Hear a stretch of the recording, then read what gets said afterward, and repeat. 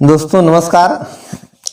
आज के वीडियो में हम यूजीसी नेट जेआरएफ में हिंदी पाठ्यक्रम में निर्धारित 13 उपन्यासों में से देवरानी जेठानी की कहानी नामक उपन्यास में कहानी की भूमिका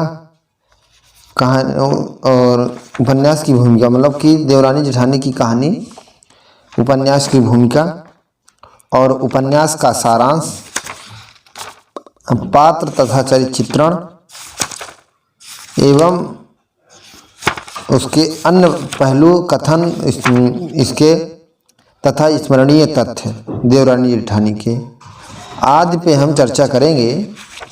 तो आइए ध्यान देते हैं देवरानी जेठानी की कहानी।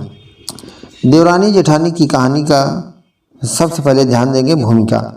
डॉक्टर गोपाल राय एवं पुष्पपाल सिंह की दृष्टि में देवरानी जेठानी की कहानी 1870 हिंदी की प्रथम औपन्यासिक कृति है।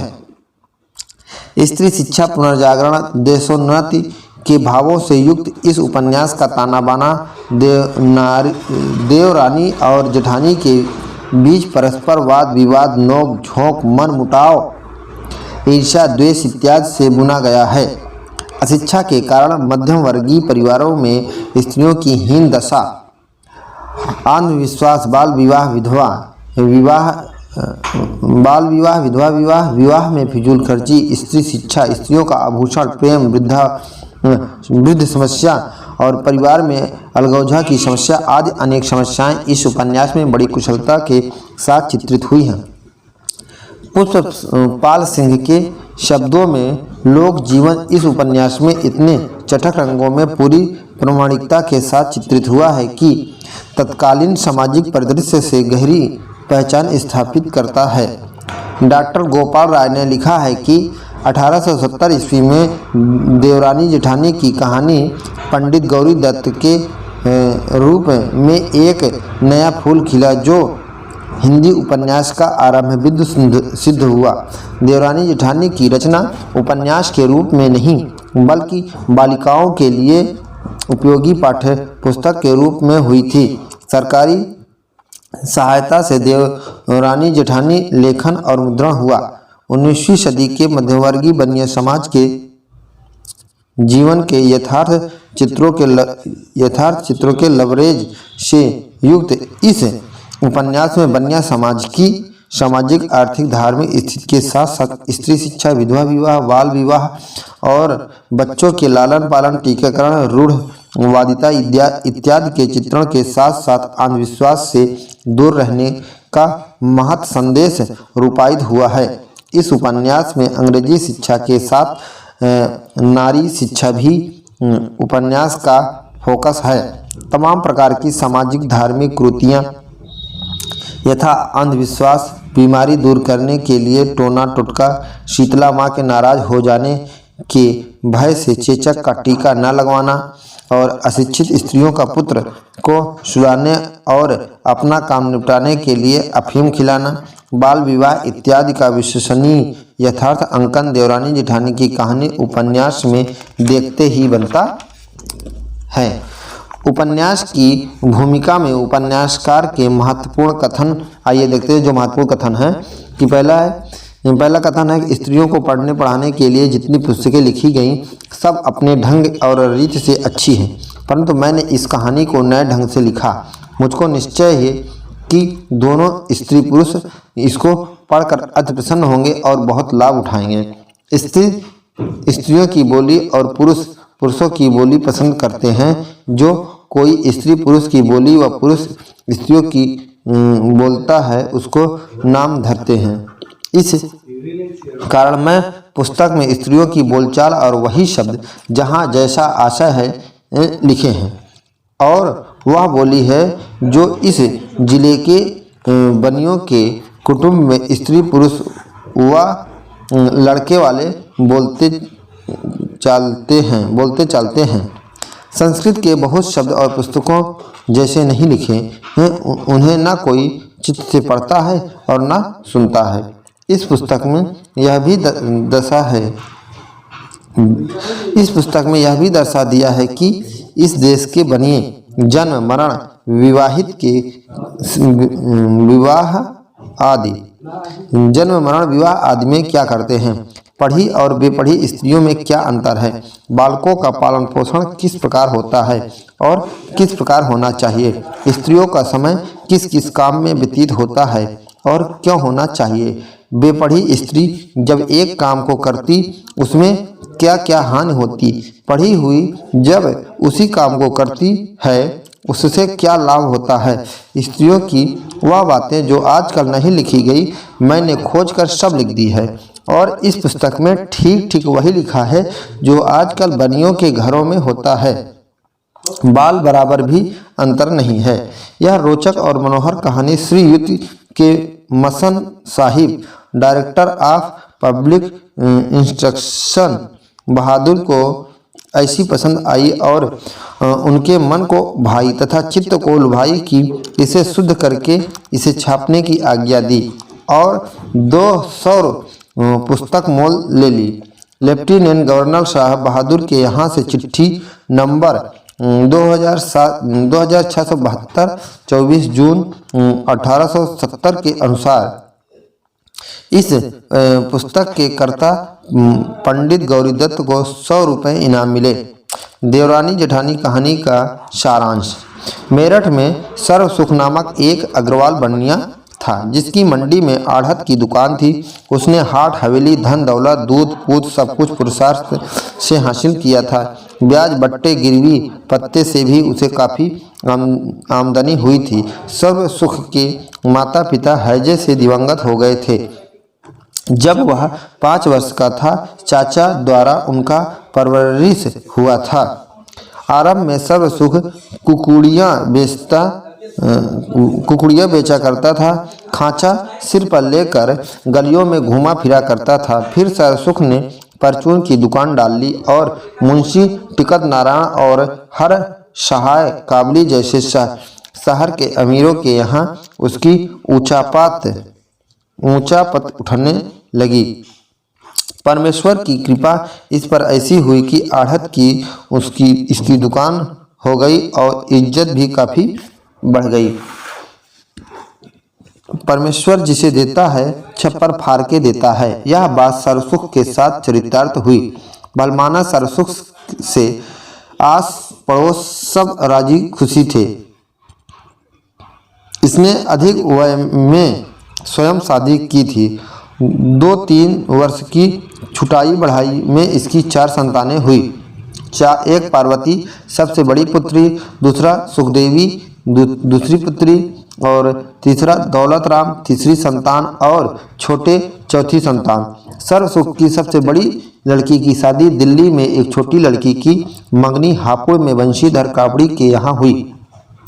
सर्वसुख एक दिन अपनी पत्नी को लाला बुलाकी मदरसे में नौकर की बात बताता हुआ कहता है कि बुलाकी मुझसे कहता है कि अपने छोटे बेटे को अंग्रेजी पढ़ाओ, तुम्हारी क्या राय है। दौलत राम को तो मैं अपने कार में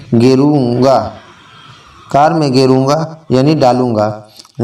सर्वसुख की पत्नी उसके दिन भर गलियों में व्यर्थ घूमने मारपीट करने की बातें बताती हुई कहती कि यह अच्छी बात है कि वह भी बताती है कि हमारे पुरोहित दिल पांडे की बहू मिश्रनी 4 दिन पहले आई थी और उसने कहा था कि सुखदेवी को हमारे साथ नागरी पढ़ने भेजा करो। वहाँ वह सीना पिरोना के साथ पढ़ जाने के बाद चिट्ठी पत्री भी लिखना सीख जाएगी। उसके यहाँ एक मेम कभी कभी आती है और लौंडियों को पढ़ता देख कभी छल्ला कभी अंगूठी दे जाती है।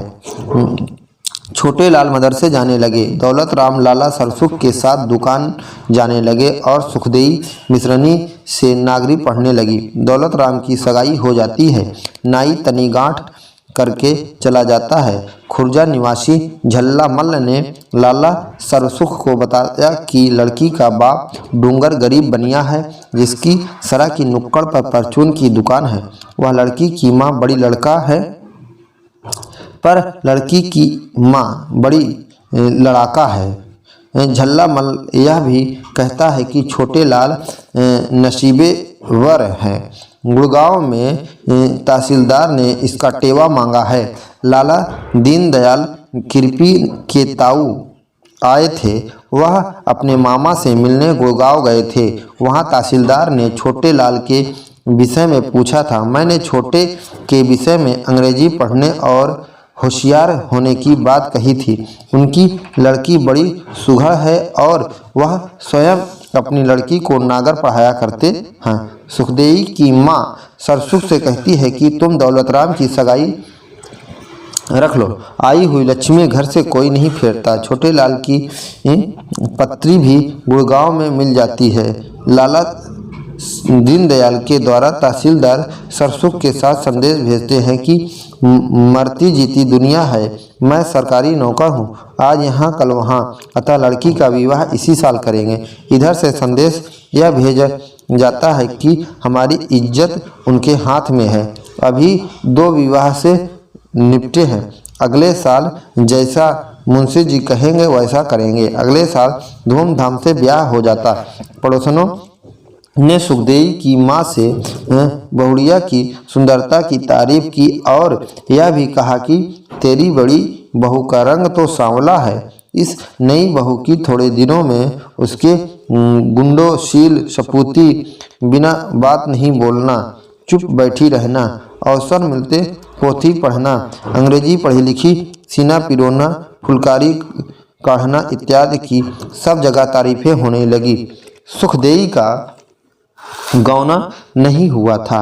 ननद भावज दोनों पढ़ी लिखी थी, इसीलिए दोनों में बड़ा प्यार था। सुखदेई इतनी पढ़ी लिखी नहीं थी, परंतु चिट्ठी पत्री अच्छे ढंग से लिख लेती थी। उसने अपनी पढ़ी लिखी सब भनेलियों को बुलाकर उनका पढ़ना लिखना भावज को दिखाया। दौलत राम के ससुर निर्धन थे। जो कुछ था विवाह में ही धन समाप्त हो गया था। दौलत राम की बहू ज्ञानो ससुराल में थी। गौना गरीबी के कारण पिता द्वारा नहीं हुआ था। दौलत राम की पत्नी बुरे स्वभाव की थी, नित्य सास से खटपट होते रहती थी। जब कोई इसकी देवरानी की प्रशंसा करके सामने जब कोई इसकी देवरानी की प्रशंसा इसके सामने करता था तो वह ईर्ष्याग्रस्त होकर कह उठती थी कि वह अमीर की बेटी है, मैं तो गरीब बनिए की बेटी हूँ। वह देवरानी को देख देख फूकी जाती थी। छोटी ननद से वह जलती थी, परंतु बड़ी ननद पार्वती से इसका बड़ा प्यार था और इसके पीछे कारण इधर और उधर की इसके पीछे कारण इधर और उधर की इधर छोटी ननद से वह जलती थी, परंतु बड़ी ननद पार्वती से इसका बड़ा प्यार था और इसके पीछे कारण इधर और इधर की उधर लगाव बझावा थी। 8-10 दिनों बाद बहू का भाई राम प्रसाद मझोली लेके विदा कराने आया और उधर सुखदेई के विवाह के 3 वर्ष हो चुके थे। हापुड़ से गौने की चिट्ठी आई। सुखदेवी की माँ 5वें वर्ष में गौना करना चाहती थी, परंतु लाला सरसुख ने कहा कि जिस काम से निपटे उससे निपटे। धी बेटी का अपने घर में ही रहना अच्छा है। सुखदेवी अपने घर गई और वहां जाकर कुनबे की लौंडियों को पढ़ाने लगी। लाला सरसुख का माल रेल से जाता था। वहाँ के बाबू से पहचान होने पर सरसुख ने अपने पुत्र छोटेलाल को उसके ऑफिस में 15 रुपये महीने की नौकरी पर रखवा दिया। उस ऑफिस के बाबू का अम्बाला तबादला होने पर छोटेलाल उस बाबू का काम 40 रुपये पर करने लगा और उसे कहा गया कि उसका काम देखकर उसकी तनख्वाह 60 रुपये कर दी जाएगी। छोटेलाल जब 15 रुपये का नौकर था तभी लाला इसका गौना कर बहू को ले आए थे। छोटेलाल का इस बात से बड़ा मगन था कि मेरी बहू पढ़ी लिखी और चतुर है। उसकी पत्नी भी छोटेलाल से खूब खुश थी। उपन्यास उपन्यासकार कहता है कि दिल तो वहाँ नहीं मिलता जहाँ मर्द पढ़ा हो और स्त्री बेपढ़ी। छोटे लाल इस बात का बड़ा ध्यान रखता है कि उसकी किसी बात से पत्नी का दिल न दुखे। उसके लिए नागरिक का अखबार वह लेता था और रात में उर्दू अंग्रेजी अखबारों की खबरें भी सुनता था। उनका घर अन्य बनियों के समान था, किंतु उन्होंने अपना चौबारा सोने उठने बैठने के लिए भली भांति सजा रखा था। बाहर की कोई लुगाई आने पर छोटे लाल की बहू अपना चौबारा अवश्य दिखलाती थी। एक दिन अन्य लुगाइयों के कहने पर जेठानी देवर का चौबारा देख अवाक रह जाती है। गांव की बेटी जेठानी ने अब तक देखा ही क्या था। उसका पति दौलत राम अशिक्षित निरा बनिया ही था। जेठानी को आटा पीसना और गोबर थापना खूब अच्छी तरह से आता था, परंतु छोटे लाल की बहू की स्त्री की समान सुथाई और सफाई कहाँ उसे आती थी। छोटे लाल की बहू सारे दिन कुछ न कुछ किया करती थी। चौका बासन दूध बिलोना नहा धोकर भगवान का संस्मरण करना सबके खाने 60 जेठानी आदि के बाद वह खाना खाना इत्यादि वह करती थी। दूसरी ओर जिस दिन दौलत राम की बहू खाना बनाती उस दिन तो दाल में पानी ज़्यादा होता था, कभी नून ज़्यादा, कभी नमक ही नहीं होता था और कभी रोटियां कच्ची या बेहद मोटी होती थी। इसीलिए देवरानी को ही दोनों वक्त चूल्हा फूंकना पड़ता था। छोटे लाल की बहू बड़ी सलीकेदार थी। मोहल्ले और बिरादरी और लौंडियों को मोजे बुनना लिखना पढ़ना सिखलाती थी और अपना काम किए जाती थी। काम से मन उचाट होने पर वह सहेलियों और भनेलियों को अपनी पोथी से कहानियाँ सुनाकर कभी रुलाती कभी हंसाती थी। कभी वह भगवद गीता का सुंदर अनुवाद कर सबको मोहित कर देती थी। एकादशी जन्माष्टमी रामनवमी या अन्य किसी तिथि पर्वी के अवसर पर जब सीना पिरोना न होता था तो वह सूर तुलसी के भजन गाती थी और विष्णुपद ऐसा सुनाती कि सभी प्रसन्न हो जाते थे। रात को जब ब्यालू सब कर चुकते तो चौबारे में जाकर वह रात्रि 8 बजे तक जहाँ की बातचीत कर हंसती बोलती रहती थी। सुखदेई के भांजे ज्ञानचंद का विवाह मारवाड़े में हुआ था। वह जब हापुड़ से अपनी बहू लेने आता तो सुखदेई आनंदी भाभी छोटे की पत्नी के पास कुशलता का पत्र भेजती है और निवेदन करती है कि माँ से कहकर उससे 2-4 महीने के लिए बुलवा ले। यहाँ उसका मन उचाट हो गया है। मेरी नथ बन गई हो तो भांजे ज्ञानचंद के साथ भिजवा देना न। भाई की भोज प्रबंध की पोथी भी भेज देना। आनंदी प्रत्युत्तर में लिखती है कि लाला जी ने दिल्ली के रास्ते में बाग की प्रतिष्ठा की है। कुआं बन गया है, शिवाला बन रहा है। माघ महीने में बाग की प्रतिष्ठा पर तुम्हें बुलाया जाएगा। मेरे सामने जेठ जी से कह दिया है तुम्हें लिवाने के लिए नथवाला सुनार सोना लेकर भाग गया है। लाला जी दूसरे से बनवा देंगे।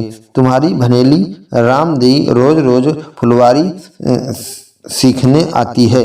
जेठानी बेवास्ते उसे लड़ पड़ी। एक दिन तीन दिनों से वह नहीं आई। फुलकारी का ओन्ना पीहर में तुम्हारे लिए मैंने लाई थी। भोजपत्र की पोथी 5 सेर लड्डू 8 आने नकद तुम्हारे भांजे के हाथ भेज रहे हैं।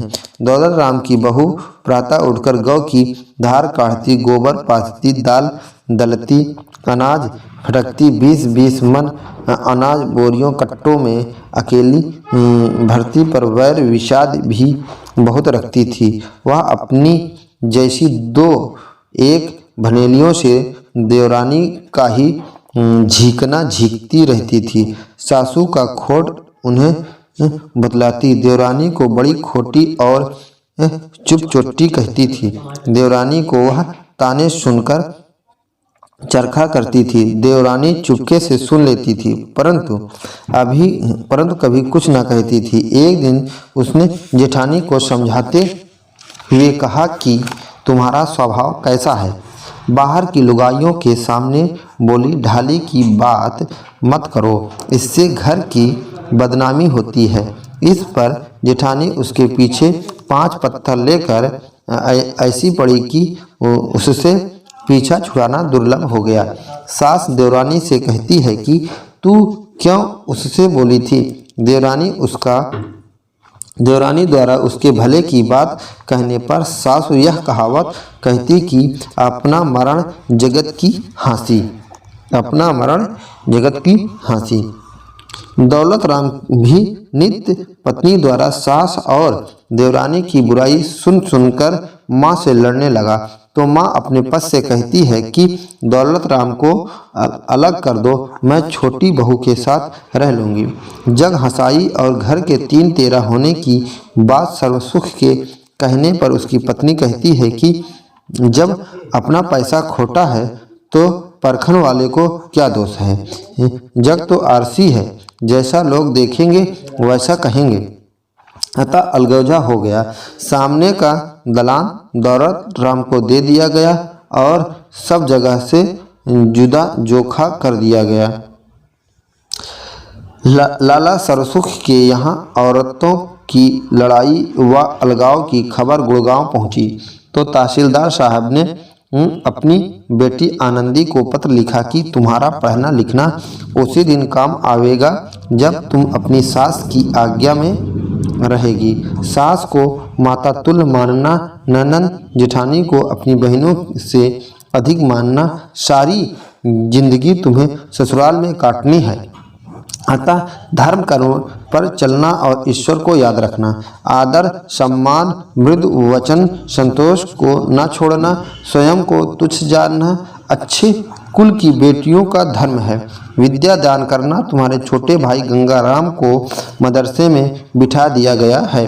बड़े भाई राम प्रसाद को ताऊ के यहाँ कॉलेज में पढ़ने वकालत का इम्तिहान देने हेतु आगरा भेज दिया गया है। छोटी बहन भगवान देई 1 महीने से मादी है और उसका पढ़ना लिखना छूट गया है। मुझे उस दिन खुशी होगी जब मैं सुनूंगा कि तुम्हारी ससुराल वाले तुमसे प्रसन्न हैं। 6 संवत 1925। दौलत राम के अलग होने के बाद 6 माह बाद उसे एक लड़की हुई। उसी दिन हापुड़ में लाला सरसुख के पास चिट्ठी आई कि अनंत 14 के दिन तुम्हारे देवती हुई है। दौलत राम की लड़की की छठी हो चुकी थी। सारे कुटुंब लाला सरसुख सहित ने उस दिन दौलत राम के यहाँ भोजन ग्रहण किया। लाला सरसुख के पास दिल्ली से चिट्ठी आई है जिसमें लिखा था कि पार्वती की बड़ी लौंडिया की बसंत पंचमी के दिन विवाह होगी।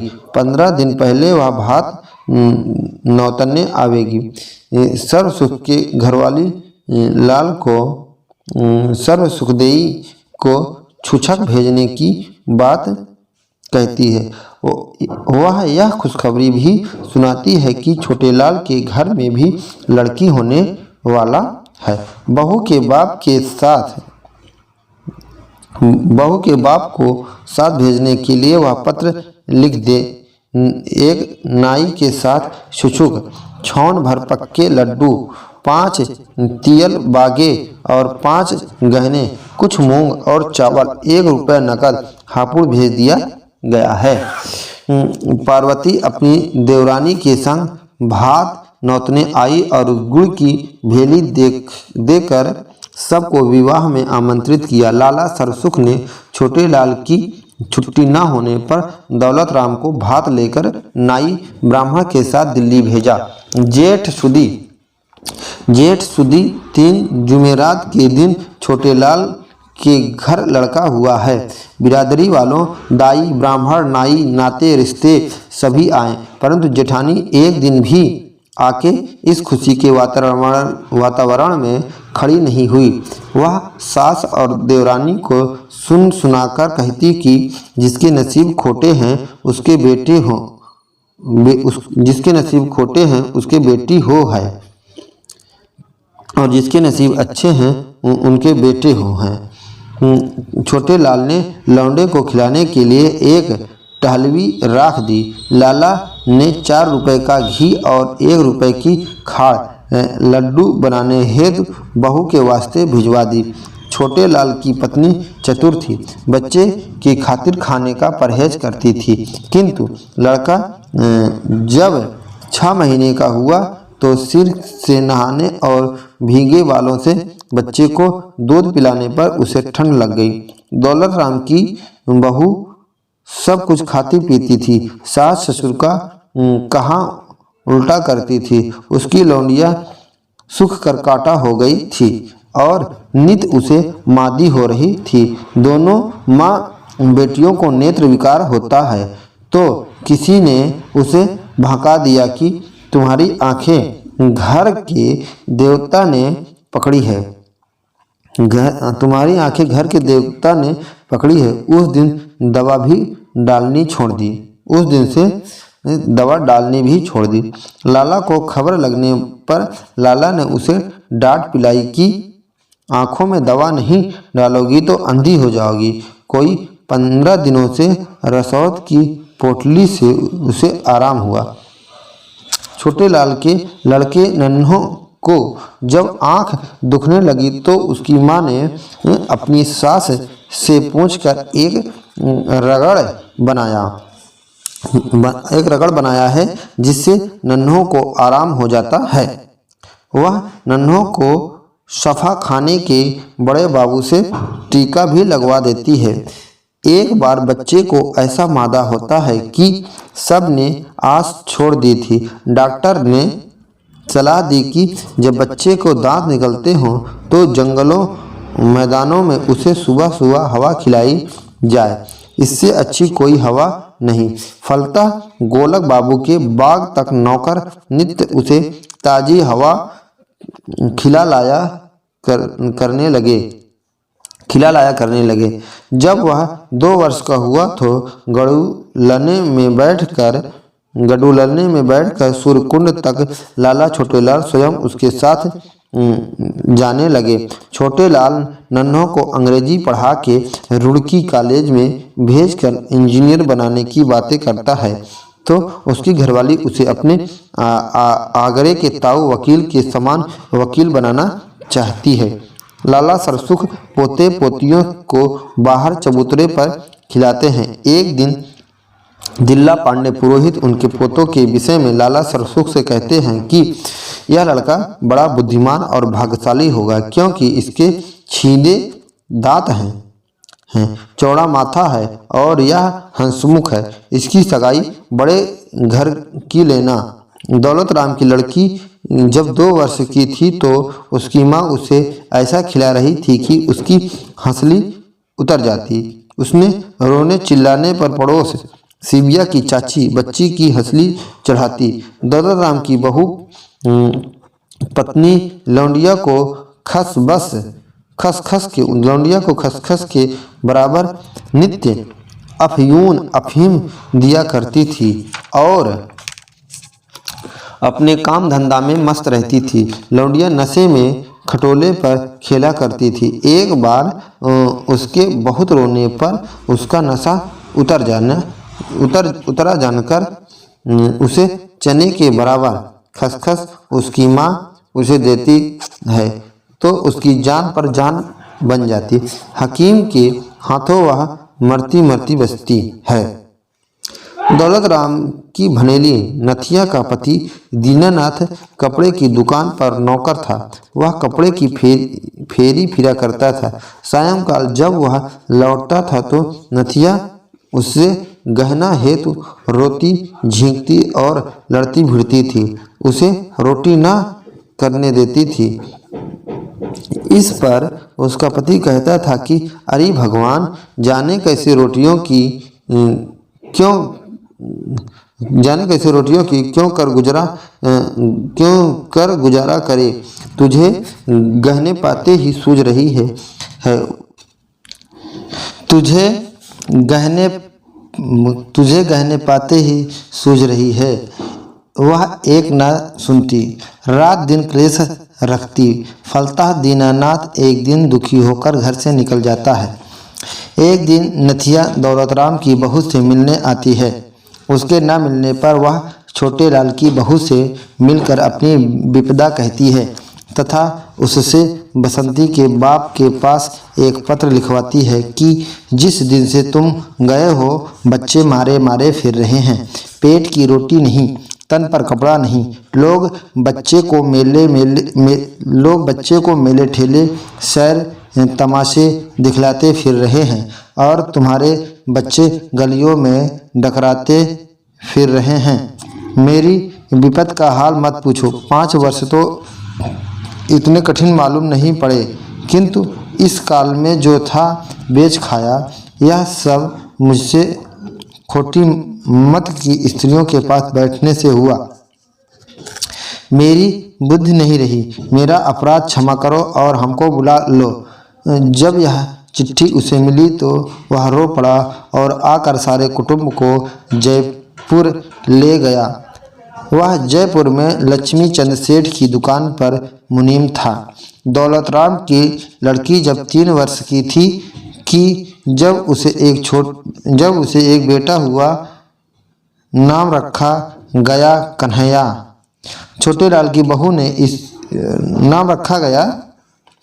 दौलतराम की लड़की जब 3 वर्ष की थी कि जब उसे एक बेटा हुआ। नाम रखा गया कन्हैया। छोटे लाल की बहू ने ईश्वर को धन्यवाद देते हुए कहा कि आपने मुझ पर बड़ी कृपा की।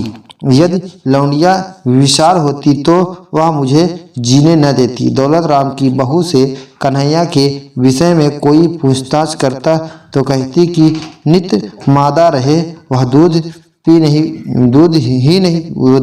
भी नहीं पीता। भले ही वह चंगा हो, किसी के सामने वह दूध नहीं पिलाती न दिखलाती थी।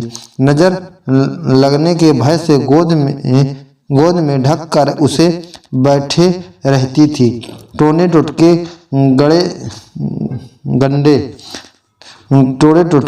गंडे ताबीज नित्य करती। जो कोई सियाना दीवाना आता इससे रुपया धेली मार ले जाता। देवरानी और स्त्रियों को सुनाकर कहती, बहन बेटा तो हुआ है पर वैरी जीने देंगे। जब छोटे लाल की बहू मादी थी तब उसे एक और लड़का हुआ जिसका नाम मोहन रखा गया। बीमारी पे दूध सूख जाने पर उसे धा के यहाँ पलने दे दिया। वह धा जाटनी थी और उसका जाट लाल की दुकान पर पैठ के दिन घी बेचने आया करता था। छोटे लाल की बहू जब ठीक हो गई तो 5वें वर्ष लड़के को धा के यहाँ से लेने की सलाह ठहरी। वह मल्याने गांव में शहर से 2 कोस अंतर पर रहती थी। अंतर 25 रुपए और दोनों जाटनी सास बहू को 5 कपड़े और 1 रुपए भंगन को देकर छोटेलाल की बहू ने जाटनी की गोद से लड़के को अपनी गोद में ले लिया। बहू की गोद में लड़का रोने लगा और अपनी माँ के पास जाने की जिद करने लगा। सुखदेई की माँ जाटनी से कहा कि 2-4 दिन तू अभी यहीं रहा, जब यह बच्चा परस जाएगा तब अपने घर चली जाइयो। नन्हे की वह जब 7 वर्ष की हुई तब उसे पांडे के यहाँ मुहूर्त करा के अंग्रेजी पढ़ने के लिए मदरसे भेज दिया गया। नन्हे की सगाई कई जगह से आने पर छोटे लाल और उसकी बहू ने कहा कि 15-16 वर्ष के इसके होने पर विवाह सगाई करके बाबा दादी के यह कहने पर जब यह शायना हो जाएगा तो कौन इससे विवाह सगाई करेगा। लोग कहेंगे कि जाति में यह खोटे होंगे, इसीलिए अब तक विवाह नहीं हुआ। लाचार बुलंदशहर में नन्हे की सगाई हुई और जिस दिन नन्हे का टीका हुआ उसी समय बड़ी बहू बाहर से आग लाई और चक्की पीसने बैठी तथा अपनी मरी माँ को याद कर बहुत रोई। छोटे लाल की बहू की ममेरी बहन दिल्ली से मेरठ में ब्याही गई थी। इसकी बेटी 9 वर्षीय कोयल में शिवलाल बनिया के बेटे से ब्याही गई थी। इसका बेटा पतंग उड़ाते छत पर गिरने से तीसरे दिन दिवंगत हो गया था। सो दिल्ली वाली की लौंडिया कृपी 10 वर्ष की वय में विधवा हो गई थी। मौसी से विष्णु सहस्त्र नाम उसने पढ़ लिया था। वह कथा वार्ता सुनती थी और चंद्रयान का व्रत करती थी। वह जगन्नाथ बद्रीनाथ की यात्रा कर आई थी। माँ ने तुलसी का विवाह और अनंत चौदस का उद्यापन करवा दिया था। इसके साथ ही लौंडिया हंसती बोलती थी, गाती बजाती थी। इसकी मौसी कहती है कि 7 फेरों का गुनहगार है। मुसलमानों और साहब लोगों बंगालियों में दूसरा विवाह हो जाता है। जाट, गुजर, नाई, धोबी, कहार, आहिर में ही दूसरा विवाह में कोई रोक टोक नहीं। धर्मशास्त्र में भी लिखा है कि जिस स्त्री का उसके पति संभाषण न हुआ हो और विवाह के पीछे पति का देहांत हो जाए तो पुनर्विवाह योग्य है। पत्थर हमारी जात में पड़े हैं। दौलत राम की लौंडिया मुलिया कनागतों में गोबर की झांसी बनाती है। सांझी दौलत राम की लौंडिया मुलिया कनागतों में गोबर की सांझी बनाती है, दीप जलाती है और मोहल्ले की लौंडिया के इकट्ठा होने पर यह गीत गाती है। सांझी री क्या ओठे क्या पहनेगी, काहे का शीश गुदावेगी। नन्हे और मोहन भी कभी कभी लौंडिया के पास जाकर यह गीत गाते तो माँ मना करती कि लौंडियों के गीत नहीं गाते। एक दिन बड़ा भाई घर आ गया और मोहन वहीं सो गया। माँ उसे उठाकर ले गई तो पता चला कि उसके हाथ में कड़ा नहीं है और बाल कतरे हुए हैं। इसके पीछे दौलतराम की बहू का नाम आता है क्योंकि वह खोटी थी। लोग कहते हैं कि भला बालकों से क्या बैर विवाद, या तो भगवान के जीव हैं, इनसे तो सबको मीठा बोलना चाहिए। दौलत राम की बहू ने एक गुल्लक बना रखी थी। कन्हैया और मुलिया के पैसे उसी में डालती थी। वर्ष बाद उसमें से निकले पैसे 11 रुपए से मुलिया की झावर बना दी। इन बातों में चतुर्बहू ने उसी प्रकार 100 रुपये जोड़ लिए थे और वह ब्याज पर दे रखा था। छोटे लाल की बहू ने 1 पैसा भी नहीं जोड़ा था। जोड़ने और जमा करने की दृष्टि से दौलत राम की बहू प्रशंसा के योग्य थी। दिवाली के दिन मोहन को एक जुआरी उसे खाड़ के खिलौने बाबा द्वारा दिलाए जाने की बात कहकर उठा ले जाता और जंगल में चिम्मन तिवारी के बाग में उसके कड़े, बाली, तगड़ी, सोने की अंगूठी उतरवा कर चंपत हो जाता है। मोहन के घर पर न मिलने से अफरा तफरी मच जाती है। घर की औरतों पर गुस्सा किया जाने लगा कि लौंडे को इन्होंने गहना पहनाकर खो दिया। कोतवाली में रिपोर्ट दर्ज होती है। जमादार के कहने पर और 5-7 पल्लेदार बुलाकर मसाले जलवाकर बड़े लाला सर्वसुख मोहन की खोज करते हैं। अतः दौलत राम को चिम्मन तिवारी के बाग में सुबकता मोहन मिल जाता है। हुसैन पल्लेदार गड्ढे से मोहन को निकालता है। उस गड्ढे में कीचड़ के पेड़ से उसका शरीर लहूलुहान था। अगले दिन 5 रुपए के लड्डू मोहल्ले और बिरादरी में बांटे गए और दान पुण्य हुआ। दौलत राम की लड़की का संबंध अतरैल में चुन्नी लाल कसेरे के बेटे से हुआ। किसी ने लाला सरसुख से यह कहा कि तुमने कहाँ सगाई की, वह तुम्हारी बराबरी के नहीं, बारात भी हल्की लावेंगे। लाला सरसुख ने प्रत्युत्तर में कहा कि उन्होंने घरवार, चाल चलन, बड़ा कुटुंब, लड़के की पढ़ाई, उसकी चतुरता और दुकान का कारोबार इत्यादि देखकर शादी तय की है। रुपया पैसा किसी की जाति नहीं। मनुष्य को चाहिए जितनी चादर देखे उतने पैर पसारे।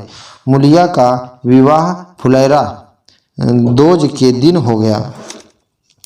दिलाराम पांडे और एक ब्राह्मण जो समधियों की ओर से था ने मिलकर विवाह करा दिया। बारात में विदाई के समय जब बारातियों को 1-1 रुपए नारियल टीके दिए गए, विदाई के समय लौंडिया रोने लगी कि सासू के घर नहीं जाऊंगी। दौलत राम की आंखों में भी आंसू आ गए। उसने कहा कि बेटी रो मत, जल्द ही तुम्हें बुलवा लेंगे। लाला सरसुख की सलाह 3 रोटी देने की थी। छोटे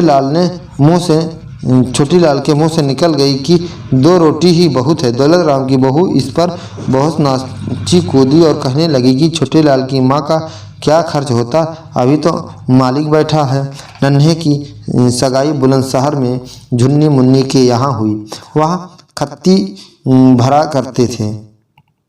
अनाज का भाव गिरने से उन्होंने अपने चारों खत्ती बेचकर 2000 रुपये इससे प्राप्त कर लौंडिया का विवाह करने के लिए तैयार हो गए। सरसुख को सतवा तीज के शुभ दिन विवाह करने के लिए चिट्ठी भेजी गई। लाला सरसुख ने छोटे लाल, दौलत राम और उसकी माँ से सलाह मशविरा किया। छोटे लाल ने कहा कि हमें अपने काम से काम है। बहुत सी टीप टाप में कहाँ की नमूद मरीजा है। बारात बुलंदशहर की ओर चल पड़ी। हापुड़ जा ठहरी। लाला ने पहले ही आदमी भेजकर वंशीधर से कह के बाग में कढ़ाई चढ़वा दी थी। जब बारात बुलंदशहर पहुंची तो गाड़ीवानों ने दाने भूसे को लेकर तकरार हुई। ताशे वाले और जजकीरों ने एक आदमी के 2-2 परोसे मांगे। जब लौंडा फेरों पर से उठकर थापा पूजने गया तो उसने 4 छंद कहे। उसने एक छंद का 1-1 रुपये लिया। वह खेड़ियों में विवाह वाली रात को अड़ोसन और बिरादरी की स्त्रियां इकट्ठा हुई। सब ने गाया बजाया, नाचा कूदा। चौधरी की बहू ने पूछा, दौलत राम की बहू नहीं आई है। उसकी सास ने उसे अपने घर में सोती हुई बताया। उसे बुलाया गया तो वह शर्मा शर्मी आई और उसकी ढोलकी बजाना सुनकर लोग हंस पड़े। वह रूठ कर अपने घर चली गई। लाला सरसुख वृद्ध हो गए थे। दुकान का काम बड़े बेटे दौलत राम ने संभाले रखा था। दोपहर को लाला लाठी से ढुलकते ढुलकते दुकान जाया करते थे। छोटे लाल ने उनसे कहा कि अब माया मोह छोड़कर भगवान का भजन करो। छोटी बहू ससुरे की बड़ी टहल करे थी। वह अपने बनेलियों से कहती, वह हमारे तीर्थ हैं, हमारे कहाँ भाग जो अपने बड़ों की टहल करे। धर्मशास्त्र में भी लिखा है कि जो अपने बड़ों की टहल करते हैं उनके कुल की वृद्धि होती है और स्वर्ग प्राप्त होता है। जबकि दौलत राम की बहू से कभी बूढ़ा सरसुख पानी मांगते या कोई काम को कहते तो वह काम क्या करती। वह ताने मारती कि रात दिन कान खाता है, मरता भी नहीं। लाला सरसुख इस पर कहते हुए एक कहावत कहते हैं कि दांत घिसे और खुर घिसे पीठ भोज न ले, ऐसे बूढ़े बैल को कौन बांध भूस दे। लाला सरसुख की पत्नी बुढ़िया उतनी नहीं थकी थी। वह अपना काम स्वतः कर लेती थी। वह छोटे लाल की बहू से कहा करती थी कि वह तेली के बैल की तरह दिन भर इतना मत पिले, मादी पड़ जाएगी तो हमें पानी कौन पकड़ाएगा। और बहू हमारे पक्के पात हैं, आज मरे कल दूसरा दिन तेरा कच्चा कुनबा है। इस पर दौलत राम की बहू कहती, देख बुढ़िया, दो जगन को छोटी बहू को कैसे चाहे हैं। 2 जगन को। लाला सरसुख को एक दिन ताप चढ़ गई, तीसरे दिन खांसी और फिर सांस हो आया। हकीम जी के समक्ष लाला ने कहा कि इस बार मैं बच जाऊं तो दौलत राम और छोटे लाल का साझा बांट दूं। मेरे जाने के बाद फजीता होगा, मैं जानता हूँ। पर वह अचानक चल बसे। अगले दिन गोदान कराया गया। गंज की दुकान पूर्ण करके पुरोहित को दी। मोहल्ले बिरादरी से जो आते लाला सरसुख की प्रशंसा करते। पुरोहित ने कहा कि लाला जी ने जीते जीते एक अच्छा काम किया। सब कंगले को पाव पाव भर दाने दिए। लाला सरसुख की 13वीं के बाद छोटे लाल नौकरी पर जाने लगा। दौलत राम दुकान के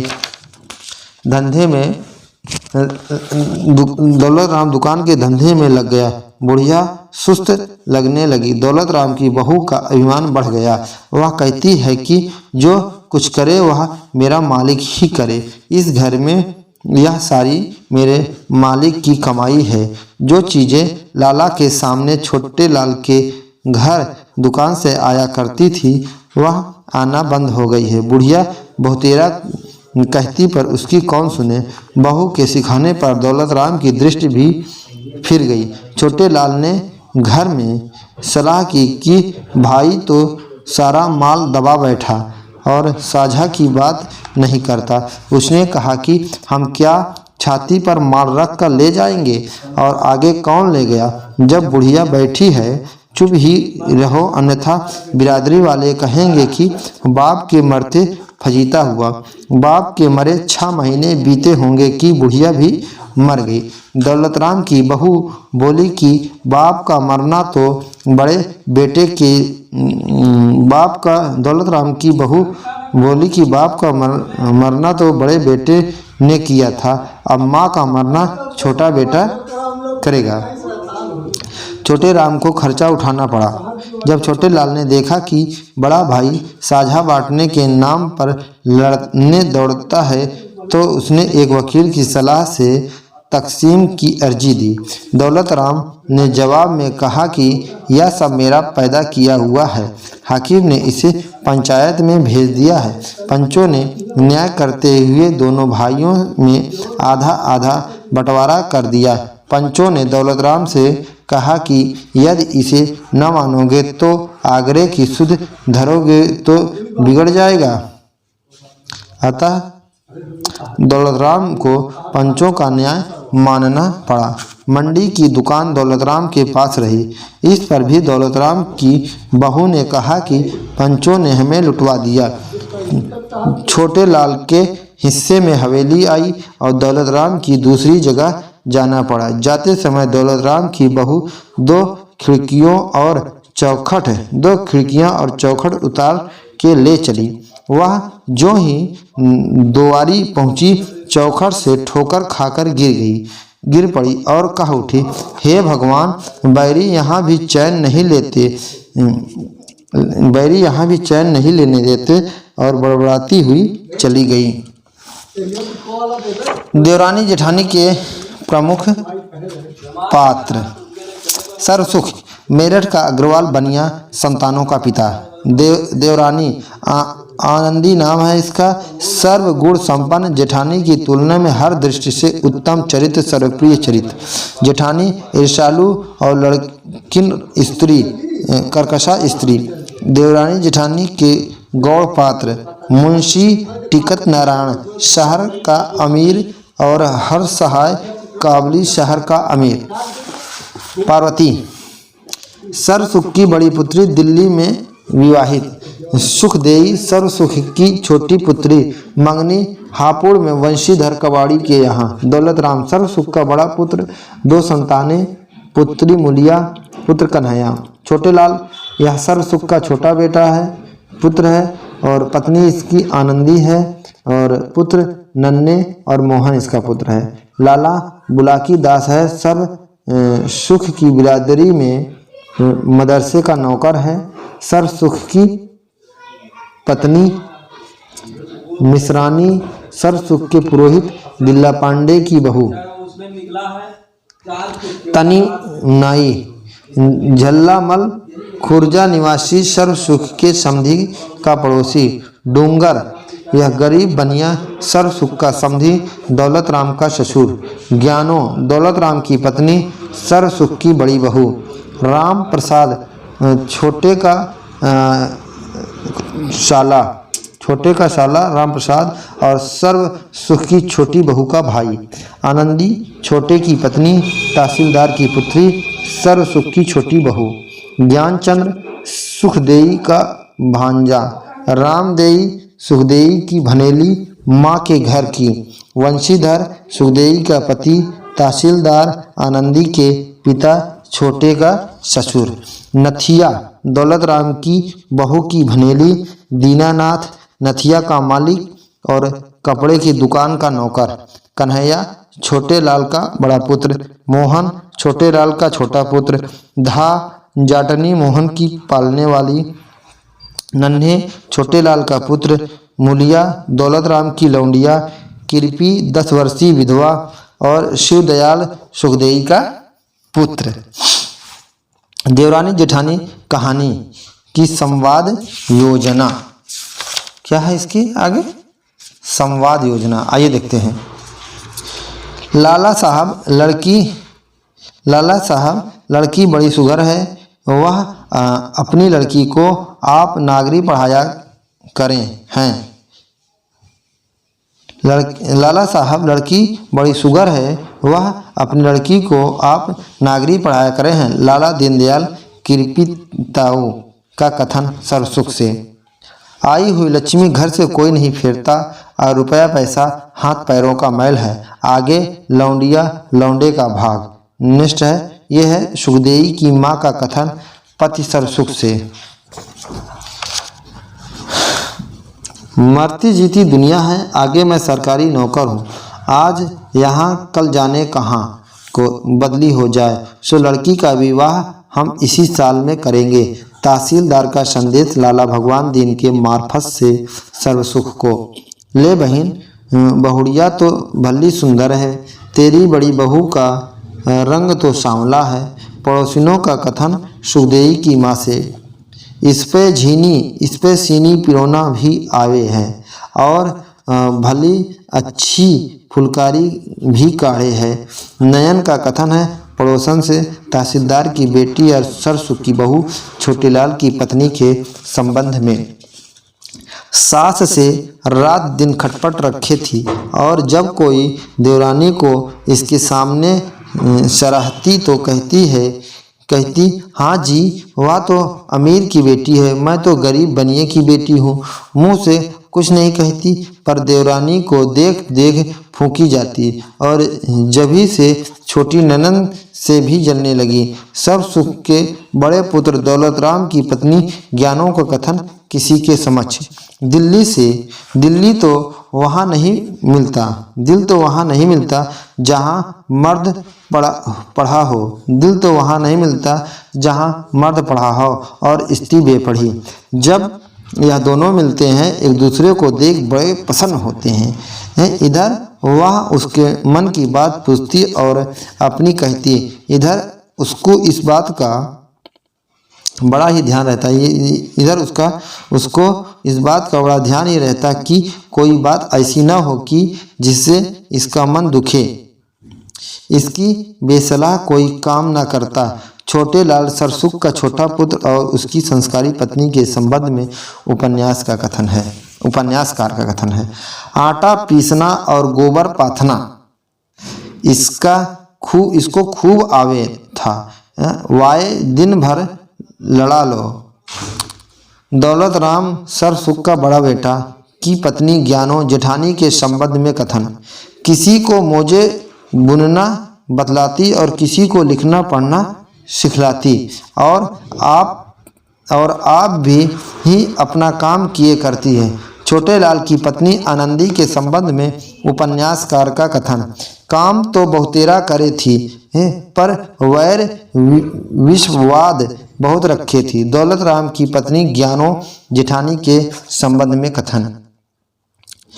यह उससे देवरानी का ही झींगना झींकती। सासू का खोट बतलाती कि मेरी सास बड़ी दोजगन है। छोटी बहू को जो कोई आधी बात कहे तो लड़ने को उठे है। ससुर जी से मेरी रात दिन कटनी करे हैं। यूँ कहे यह तो कच्ची रोटी करे है। बहन जिस पे जैसी आती होगी वैसे करेगी, और यह मेरी देवरानी बड़ी खोट और चुपचोटी है। मेरा देवर 70 चीज़ें लावे है और दोनों खसम जरूर खावे हैं। दौलतराम की पत्नी ज्ञानू जेठानी के कथन अपनी 2 भनेलियों से। ठोली मारती रहती कि ले पीसे कोई और खावे कोई ऐसी लुगाई भी होती होगी और पीसना नहीं जानती होगी। हो यूँ कहो मेहनत नहीं होती। जेठानी द्वारा देवरानी को ताना मारते हुए कथन। तुम्हारा कैसा स्वभाव है, बाहर की लुगाइयों के सामने तो बोली ठाली की बात मत कहा करो, इसमें घर की बदनामी। देवरानी आनंदी के कथन जेठानी ज्ञानों से। उसके पीछे ऐसी 5 पत्थर लेकर पड़ी कि उसे पीछा छुड़ाना दुर्लभ हो गया और बोली, अब चल तो तेरी जेठानी है, अब चल तो तेरी जेठानी है। उससे कहा छोटा मुंह और बड़ी बातें, आप मेरी बड़ी बन के बैठी हैं और कुछ मुंह में आया करती रही। जेठानी का कथन देवरानी से। अपना मरण जगत की हंसी। सास का कथन कहावत देवरानी से।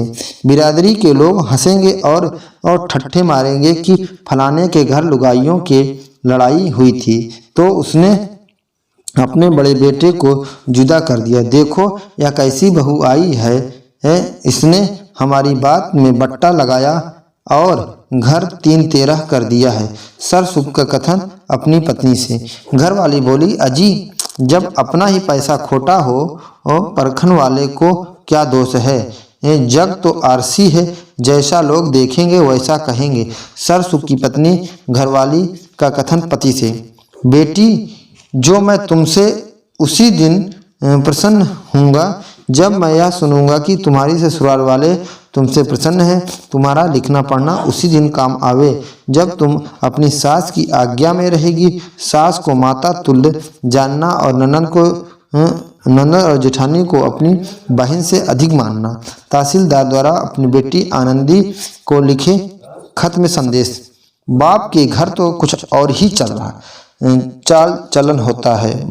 बाप के घर में कुछ और ही चाल चलन होता है और ससुराल में जाकर नए नए तौर देखती है जो घबराया करता है, परंतु जो ज्ञानवान लड़कियां हैं घबराती नहीं, सब काम किए जाती हैं। यह भी जानना उचित है कि माँ बाप का घर तो थोड़े ही दिन के लिए है, सारी अवस्था ससुराल में ही काटनी है। अपने धर्म कर्म पर चलना, ईश्वर को याद रखना, आए गए का आदर सम्मान करना, सबसे मीठा बोलना, संतोष से अपने कुटुंब को गुजरान करना, आपको तुच्छ जानना या अच्छे कुल की बेटियों के धर्म है। तहसीलदार द्वारा अपनी बेटी आनंदी को लिखे खत में यह बात कही गई है। जो कोई स्त्री तुम्हारे कुटुंब की तुमको सीने पिरोने का काम दे, जो अवसर मिले तो उसे कर देना उचित है। देखो विद्यादान का शास्त्र में कैसा महात्मा लिखा है, अर्थात जो बातें तुमको आती हैं औरों को भी सिखलाना चाहिए। तहसीलदार का संदेश अपनी बेटी आनंदी छोटे लाल की संस्कारी पत्नी को लिखे खत में। नेक्स्ट, जिनके नसीब अच्छे हैं उनके बेटे हैं। जेठानी का कथन सास और देरानी को सुनाकर। बहू से कह दीजो कि फिर भीगे वालों दूध ना पिलावे। बहू से कह दीजो कि फिर भीगे वालों दूध न पिलावे। और भला वह तो बालक है, उसने देखा ही क्या है। तू तो बड़ी बूढ़ी थी, पहले से क्यों नहीं समझा दिया था। लाला सरसुख का कथन पत्नी से। यह लड़का बड़ा बुद्धिमान और भाग्य वाला होगा, क्योंकि इसके सीधे दांत हैं, चौड़ा माथा है और हंसमुख है। इसकी सगाई बड़े घर की लेना। दिल्ली के पंडा पुरोहित का कथन सर्वसुख से। तुम्हारी दया चाहिए। परमेश्वर ने बुढ़ापे में यह मूरत दिखाई है। कहीं जीवे सगाई बधाई तो पीछे है। लाला सरसुख का कथन पुरोहित से और पुरोहित के उपयुक्त कथन पर। फलाने की बहू को देख, गहने में लदी रही है। उसका मालिक नित नई चीज लावे है। मेरे तो तेरे घर के आगे भाग फूट गए। वह कहता, अरे भगवान जाने भगवान रोटियों की क्यों कर गुजारा करे। तुझे गहने पाते ही सूझ रही है। दौलत राम की बहू की भनेली नथिया का कथन पति दीनानाथ से। जिस दिन से तुम यहाँ से गए हो बाल बच्चे मारे फिरे हैं। तन पे कपड़ा नहीं, पेट की रोटी नहीं, कोई बात नहीं पूछता कि तुम कौन हो। लोग अपने बच्चे को मेले ठेले शहर तमाशे दिखा लाते फिरे हैं और तुम्हारे बच्चे गलियों में डकारते फिरे हैं। मेरी विपत्ता का कुछ हाल मत कहो। छोटे लाल की बहू के संबंध से दौलत राम की भनेली नथिया अपने पति के पास पत्र लिखवाती है। मुझसे खोटी मति स्त्रियों के पास बैठने से ऐसा हुआ। जैसा मैंने किया वैसा मैंने पाया। अब मेरी पहली सी बुद्धि नहीं रही। मेरा अपराध क्षमा करो और हमको वहाँ बुला लो। तुम यहाँ चले आओ। नथिया का संदेश पति के पास छोटे लाल की बहू से पत्र लिखवाकर। बहन बेटा तो हुआ है जो बैरी जीने देंगे। जिठानी का कथन देवरानी को सुनाकर अन्य स्त्रियों से। बहन तेरे लायक जो कुछ है नहीं, तुम्हें जो दे सो थोड़ा। आगे तेरा घर भगवान इसकी उम्र लगावे, तुझे बहुत कुछ देगा। छोटे लाल की बहू की सास का कथन जाटनी से। बेटा यही तेरी माँ है और यही तेरा घर है। जाटनी का कथन छोटे लाल के पुत्र से। यह सब जानते हैं कि छोटे बेटे पर बहुत प्यार होता है और पुत्र से प्यारा क्या है। जिसके घर में इतना धन दौलत हो उसके लाड़ प्यार का क्या ठिकाना है। कहानीकार का कथन। जब सियाना हो जाएगा कौन विवाह सगाई करेगा। लोग कहेंगे कि यह जाति के खोटे होंगे जो अब विवाह नहीं हुआ। 7 वर्षीय पुत्र नन्हे की सगाई कई जगह से आने पर छोटे लाल एवं पत्नी द्वारा उसके 15-16 वर्ष के होने पर विवाह सगाई की बात कहने पर बाबा दादी का कथन छोटे लाल और उसकी पत्नी से। मुसलमानों और साहब लोगों में दूसरा विवाह हो जाए। और अब तो बंगालियों में भी होने लगा। जाट गुजर नाई धोबी कहार अहिर आदियों में तो दूसरे विवाह की कुछ रोक टोक नहीं। आगे धर्मशास्त्र में भी लिखा है कि जिस स्त्री का उसके पति से संभाषण नहीं हुआ हो और विवाह के पीछे पति का देहांत हो जाए तो वह पुनर्विवाह योग्य है। अर्थात उस स्त्री का दूसरा विवाह कर देने से कुछ दोष नहीं है। विधवा कृपी के विषय में उसकी मौसी का कथन उसकी माँ से। लौंडियों के साथ खेलती हुई ताई करके उसके घर जाते। मुंह से ना बोलती, माथे पे तिल बल डाल देती। भला बालकों में क्या बैर विषवाद है। यह तो भगवान के जीव हैं, इनसे तो सबको मीठा बोलना चाहिए। उपन्यासकार का जेठानी के संबंध में कथन। नेक्स्ट है कि रुपया पैसा किसी की जाति नहीं। ऊपर की टीप टाप अच्छी नहीं होती। मनुष्य को चाहिए कि जितनी चादर देखे उतने पांव पसारे। मुझे यह बात अच्छी नहीं लगती। जैसे और हमारे बनिए हाट हवेली गिरवी रख के वह दुकान में से 1000-2000 रुपए जो बड़ी कठिनाई से पैदा किए हैं विवाह में लगाकर बिगड़ जाते हैं। लाला सरसुख का कथन किसी व्यक्ति से दौलत राम की लड़की का संबंध अतौली में चुन्नीलाल कसेरी के बेटे से तय होने पर अब तुम बैठ के भगवान का भजन करो और इस जगह की माया मोह को छोड़ो। छोटी बहू ससुरे की बड़ी टहल करे थी। पुत्र छोटे लाल का कथन पिता लाला सरसुख से उनके वृद्ध होने पर जी हमारे तीर्थ हैं, जी यह हमारे तीर्थ हैं, हमारे कहाँ भाग जो अपने बड़ों की टहल करें। धर्मशास्त्र में लिखा है कि जो अपने बड़ों की टहल करते हैं उनके कुल की वृद्धि होती है और स्वर्ग प्राप्त होता है। देवरानी अर्थात छोटे लाल की पत्नी आनंदी सरसुख की बहू का कथन अपने भनेलियों से उत्ता मरता भी तो ना है, रात दिन कान खा। बूढ़े सरसुख द्वारा दौलत राम की पत्नी बहू जेठानी से पानी मांगने पर बहु ज्ञानों का कथन। दांत घिसे और खुर घिसे, पीठ बोझ न ले, ऐसे बूढ़े बैल को कौन बांध भुस दे। बूढ़े सरसुख ससुर का कथन कहावत दौलत राम की बहु ज्ञानों से। अरे तेली के बैल की तरह दिन भर इतना मत पिलो, मादी पड़ जाएगी तो हमें पानी कौन पकड़ावेगा। और बहू हमारे पक्के पात हैं, आज मरे कल दूसरा दिन तेरा कच्चा कुनबा है। बुढ़िया शाह सरसुख की पत्नी का कथन छोटे लाल की बहू आनंदी से। देख बुढ़िया दोजगन को छोटी बहू को कैसे चाहे है। दौलत राम की पत्नी ज्ञानो जेठानी का कथन अपनी सास के संबंध में। लाला सरसुख जी बड़े भाग्यवान थे, जिनके बेटे पोते मौजूद हैं उनका आज तो सुखी का दिन है। बूढ़े सरसुख के दिवंगत होने पर किसी का कथन। कोई कहता कि साहिब जहाँ मिल जाए तो पहले ही राम राम कर लेते, अच्छा स्वभाव है। बूढ़े सरसुख के निधन के बाद किसी का कथन। उन्होंने अपने जीते जी एक काम अच्छा किया, इस काल में जितने कांगले आए सबको पांव पांव भर दाने दिए।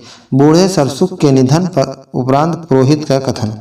जो कुछ करे हैं मेरा ही मालिक करे हैं और यह सारी मेरी ही मालिक की कमाई है। दौलत राम की पत्नी ज्ञानो बहू का कथन सास से। भाई तो सारा माल मता दबा बैठा, भाई तो सारा माल मता दबा बैठा और साझा बांटने के नाम से बात नहीं करता। अब क्या करे। उसने कहा सुनो जी, हाँ हम क्या छाती भर रख ले जाएंगे और आगे कौन ले गया। बिरादरी वाले कहेंगे कि बाप के मरते ही फजीता हुआ। जब तक बुढ़िया बैठी है चुप ही रहो, आगे जो होगा देखी जाएगी। भगवान का दिया हमारे यहाँ भी सब कुछ है। छोटे लाल का कथन अपनी घरवाली आनंदी से। नेक्स्ट है, बाप का मरना तो बड़े बेटे के लिए, माँ का मरना छोटा बेटा करेगा। बाप का मरना तो बड़े बेटे ने किया तो माँ का मरना छोटा बेटा करेगा। सरसुख की पत्नी और छोटे लाल एवं दौलत राम की माँ के दिवंगत होने पर दौलत राम की पत्नी ज्ञानों का कथन। किसका साझा अपना खाना पीना, किसका साझा अपना खाना पीना। चौधरी की बहू के यह कहने पर कि दुकान तो अभी दोनों भाइयों के साझे में है। दौलत राम की बहू का इस पर कथन चौधरी की बहू के प्रति। तुम इसके न मानोगे, आग्रह की सुध धरोगे तो बिगड़ जाओगे। पंचों का कथन दौलत राम से। हमको पंचों से लुटवा दिया। दौलत राम की बहू ज्ञानों का कथन पंचों के निर्णय पर। भगवान उत्तेबैरी यहाँ भी चैन नहीं देते। दौलत राम की बहू पत्नी का कथन। जब वह दो खिड़कियों की किवाड़ और चौखट भी उखाड़ कर अलगौझा के बाद चलती है तो चौखट से ठोकर खाकर गिरने पर उक्त कथन कहती है। क्या कहती है। देवरानी जेठानी की कहानी का ये तथ्य है। कहती क्या है, भगवान उत्ते बैरी यहाँ भी चैन नहीं देते। दौलतराम की बहू पत्नी का कथन, जब वह 2 खिड़कियों की किवाड़ और चौखट भी उखाड़कर अलगौजा के बाद चलती है तो चौखट से ठोकर खाकर गिरने पर उक्त कथन कहती है। नेक्स्ट है देवरानी जेठानी की कहानी का स्मरणीय तथ्य। रचना काल 1870 ईस्वी। रचनाकार गौरी दत्त और 1836 ईस्वी 8 फरवरी 1906 ईस्वी। इनका 1800 गौरी दत्त का जन्म 1836 ईस्वी में हुआ था, मृत्यु 1906 में हुई थी। गौरी दत्त का जन्म लुधियाना पंजाब, शिक्षा मेरठ में हुई थी।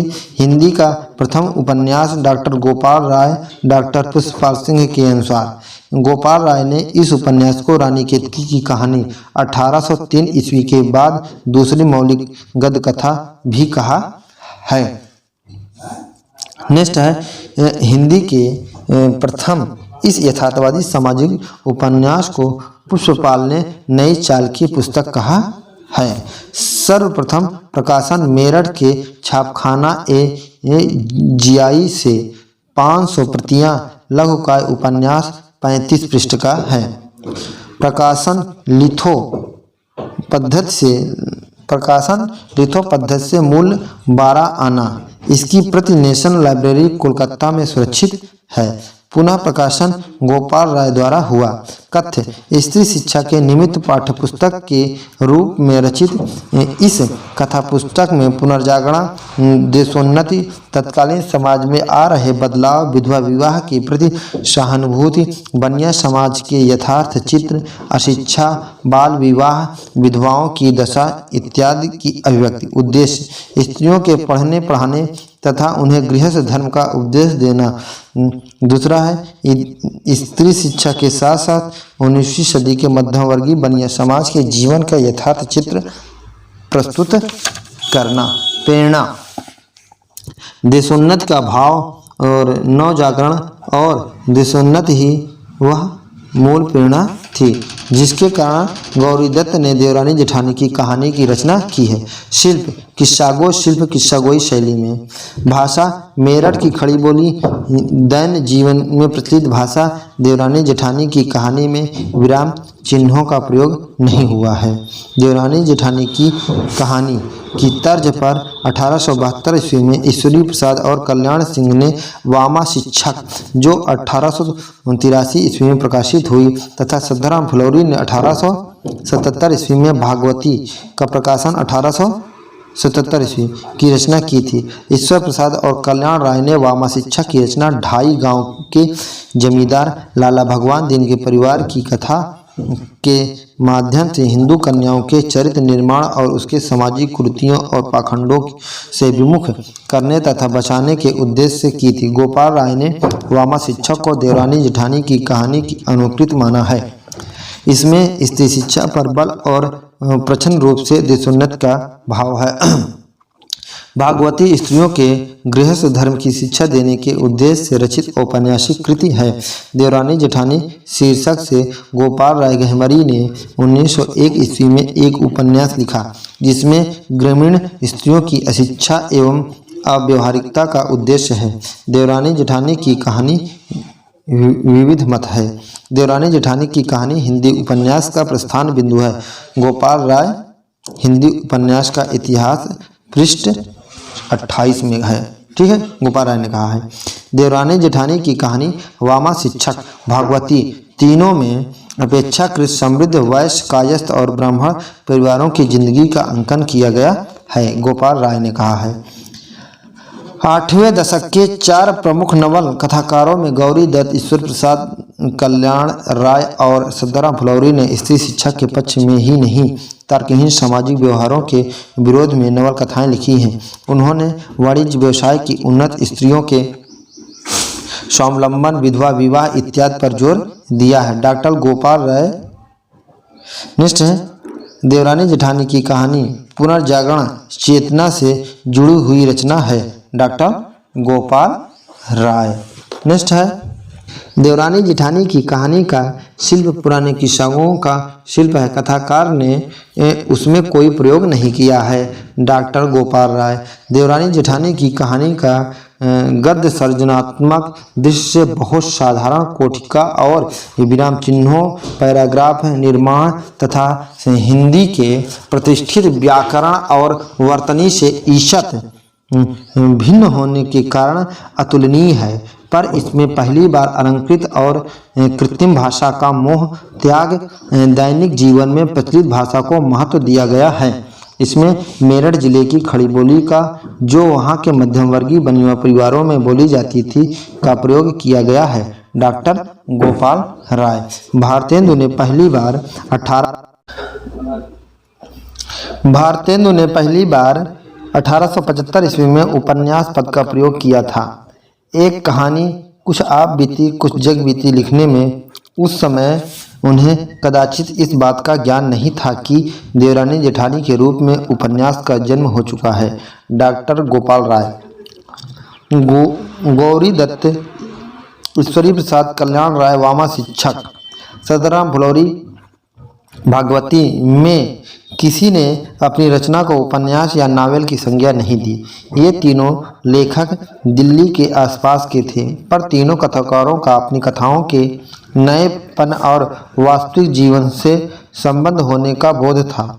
ज्ञानचंद्र ने इसके लिए नवल कथा का प्रयोग किया, जो बहुत सार्थक है। डॉक्टर गोपाल राय। रानी केतकी की कहानी 1803 ईस्वी से देवरानी जेठानी की कहानी 1870 ईस्वी की हिंदी कथा यात्रा क्रमिक विकास रूप में नहीं बल्कि एक छलांग के रूप में दिखाई पड़ती है। डॉक्टर गोपाल राय।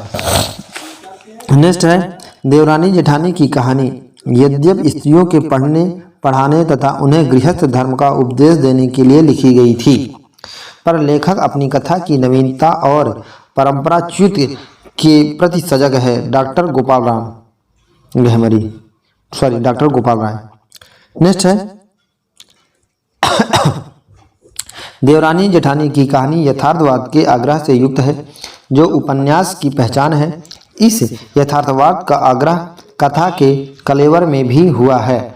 तत्कालीन बनिया समाज की सांस्कृतिक और पारिवारिक स्थिति, उसके आचार विचार एवं त्यौहार, रीत रिवाज, जन्म, विवाह और मृत्यु संबंधित संस्कार तथा घरेलू जीवन चर्चा का इस कथा में प्रासंगिक विवरण उपलब्ध होता है। डॉक्टर गोपाल राय। देवरानी जेठानी की कहानी में कथा को विश्वसनीय और यथार्थवादी बनाने के लिए उस प्रणाली का प्रयोग किया गया है जो हिंदी के लिए सर्वथा नहीं है। देवरानी जेठानी के पात्र जिस स्थानों के निवासी हैं, उसका भौगोलिक अस्तित्व है। मेरठ, दिल्ली, पाहुड़, खुर्जा, गुड़गांव इत्यादि जिन स्थानों के नाम इस कहानी में आए हैं, उसकी वास्तविक भौगोलिक स्थिति है। पात्रों के नाम भी पार्वती, सुखदेई, दौलतराम, छोटे इत्यादि वास्तविक व्यक्तियों के नाम हैं। डॉक्टर गोपाल राय। देवरानी जेठानी की कहानी केवल स्त्री शिक्षा की कहानी नहीं, बल्कि यह 19वीं सदी के मध्यमवर्गीय बनिया समाज के जीवन का प्रतिनिधि यथार्थ चित्र भी है। यह चित्रण किसी इतिहास से अधिक प्रामाणिक है, क्योंकि कथाकार ने प्रत्यक्ष अनुभव के आधार पर चित्रण किया है। डॉक्टर गोपाल राय। कथाकार स्त्री शिक्षा और विधवा विवाह दबी जुबान से का समर्थन देवरानी जेठानी की कहानी में करता है। देवरानी जेठानी की कहानी की रचना के पीछे सरकारी प्रोत्साहन 100 प्रतियां। देवरानी जेठानी की कहानी की रचना के पीछे सरकारी प्रोत्साहन 100 प्रतियां क्रय तथा 100 रुपये का पुरस्कार ही नहीं, देशोन्नत का भाव भी अवश्य है।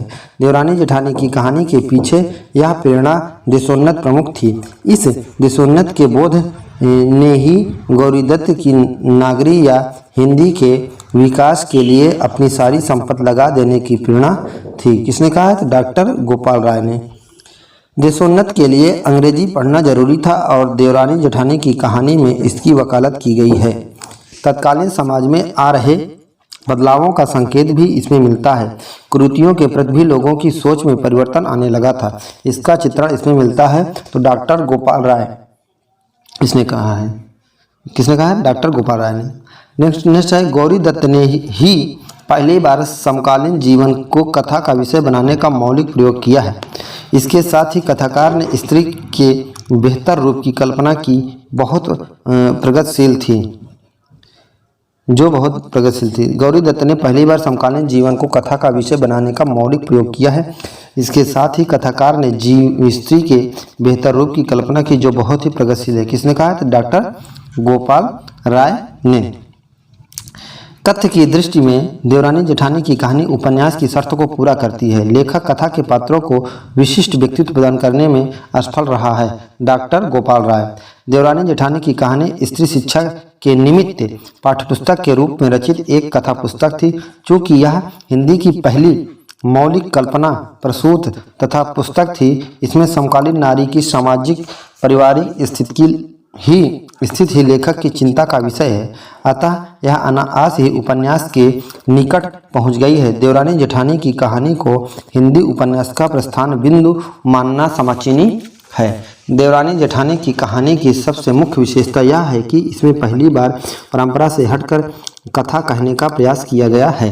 कथाकार ने पुराना आख्यान लेखकों की तरह किसी राजा, सेठ, सामंत तथा या सूरवीर की कथा न कहकर साधारण मध्यमवर्गीय वैश्य परिवार की देवरानी जेठानी की कहानी कही है। किसने कहा है ये बात? तो डॉक्टर गोपाल राय ने। चरित्रांकन, शिल्प और भाषा की सृजनात्मकता इत्यादि दृष्टियों में देवरानी जेठानी की कहानी निश्चय ही एक कमजोर रचना है। कथा के अधिकतर पात्र यथार्थ और हमारे बीच के व्यक्ति हैं, पर उच्च कोटि के चरित्र सृजन के लिए जिस संवेदनशीलता, मनोवैज्ञानिक दृष्टि, चिंतन क्षमता आदि की आवश्यकता होती है, उसका कथाकार में सर्वथा अभाव है। डॉक्टर गोपाल राय देवरानी का चरित्र प्रारूप और लेखक के विचारों का उदाहरण है। वह सुशील है, सुशिक्षित है, सलीकेदार है, नम्र है, समझदार है, शिशु पालन में प्रवीण है, पर उसके चरित्र में कोई संघर्ष नहीं है। वह व्यक्तित्व नहीं, एक विचार है, आदर्श है। उपन्यासकार ने उसके चरित्र के द्वारा अपनी मान्यताओं और तत्कालीन जीवन मूल्यों और संहिताओं की अभिव्यक्ति की है। डॉक्टर गोपाल राय विश्वसनीयता की दृष्टि से जेठानी का चरित्र विशेष रूप से आश्वस्त करती है। विश्वसनीयता की दृष्टि से जेठानी का चरित्र विशेष रूप से आश्वस्त करती है। उसके चरित्र के द्वारा उपन्यासकार ने तत्कालीन स्त्रियों के व्याप्त अशिक्षा, अंधविश्वास, कलह, अज्ञान इत्यादि का विश्वसनीय अंकन किया है। जेठानी का चरित्र अधिक विश्वसनीय इसलिए है कि उस समय भारतीय ग्रामीण स्त्रियों की वास्तविक हालात ऐसे ही थी, पर देवरानी जेठानी की कहानी में चरित्र चित्रण वर्णन के रूप में है, बिंदु के रूप में नहीं। अतः यह औपन्यासिक नहीं है। डॉक्टर गोपाल राय देवरानी जेठानी की कहानी हिंदी का प्रथम श्रेव्य क्लासिक श्रेणी का उपन्यास है। यह उपन्यास अपने कथ्य में गहरी सामाजिक संपृक्ति और यथार्थ के खाटी रूप को प्रस्तुत करने में बेजोड़ ही है। भाषा शैली और शिल्प की दृष्टि से अपने समय से बहुत आगे की रचना है। पुष्पपाल सिंह दैनिक ट्रिब्यून आदर्श और यथार्थ का शैक्षिक संतुलित सम्मिलन इस उपन्यास में हुआ है। वह आदर्शोन्मुख यथार्थवाद का एक प्रतिमान मॉडल है। पुष्पपाल सिंह इसके कुछ समय तक नारी शिक्षा विषयक कृत कहकर उसके समुचित गौरव से वंचित रखा गया, किंतु अपनी गहरी सामाजिक दृष्टि और व्यापक माननीय सरोकारों की दृष्टि से यह ऐसा सशक्त उपन्यास है बहुत देर तक जिसके जोड़ की कृति हिंदी में प्राप्त नहीं होती है। पुष्पपाल सिंह ने कहा है। किसने कहा है? पुष्पपाल सिंह ने कहा है। जिस भाषा शिल्प की ताजगी के लिए परीक्षा गुरु की प्रशंसा की जाती है, देवरानी जेठानी इस दृश्य से बहुत आगे की रचना है। पुष्पपाल सिंह। नेक्स्ट है देवरानी जेठानी की कहानी की भाषा का जन भाषा से जुड़ाव, किस्सा गोई का अनूठा संसार, लोक भाषा के अर्थगर्भित शब्दों का संक्षेप प्रयोग, बोलचाल या यूँ कहें कि बोली बानी का टटका रंग और उसमें मुहावरे मुहावरेदानी और लोकोक्तियों का जुड़ाव, ये सब विशिष्टताएं उपन्यास के कथा मिजाज की भाषा का सृजन करती है। बोलचाल के जिन शब्द युग्मों का प्रयोग कर प्रेमचंद अपनी भाषा को एक विशेष जीवन गंधी संस्कार प्रदान करते हैं, वह गौरी दत्त के यहाँ सहज रूप में प्राप्त है। पुष्पपाल सिंह। कथ्य और भाषा शैली दोनों दृष्टियों से देवरानी जेठानी की कहानी निश्चय ही नए चाल की ऐसी पुस्तक है जिससे आज का उपन्यास लेखक भी कुछ दिशा निर्देश पा सकता है। पुष्पपाल सिंह। देवरानी जेठानी की कहानी 1870 ईस्वी, वामा शिक्षक 1872 ईस्वी, भाग्यवती 1872 ईस्वी स्त्रियों जनित शिक्षा ग्रंथ है जिसमें औपन्यासिक तत्वों का अभाव है। प्रवृत्ति की दृष्टि से इस काल में उपन्यासों को सामाजिक, तिलिस्मी, जासूसी, स्वच्छंदतावादी और ऐतिहासिक रोमांस की श्रेणियों में रखा जा सकता है। बच्चन सिंह हिंदी साहित्य का दूसरा इतिहास। किसने कहा है? तो बच्चन सिंह हिंदी साहित्य का दूसरा इतिहास। दोस्तों नमस्कार। देवरानी जेठानी की कहानी नामक उपन्यास के बारे में तमाम प्रकार की समीक्षाएं आज पूरी हुई। यह वीडियो देखने के लिए, पूरा देखने के लिए आपको बहुत बहुत धन्यवाद, बहुत बहुत शुक्रिया। यदि आपको हमारा यह वीडियो अच्छा लगा है तो लाइक, सब्सक्राइब, शेयर करना ना भूलें तथा यह वीडियो कैसा लगा कमेंट में ज़रूर बताएं और कौन से उपन्यास के बारे में आप समीक्षाएं इस प्रकार की चाहते हैं हमें कमेंट करके ज़रूर बताएं। बहुत बहुत धन्यवाद, बहुत बहुत शुक्रिया। Thank you.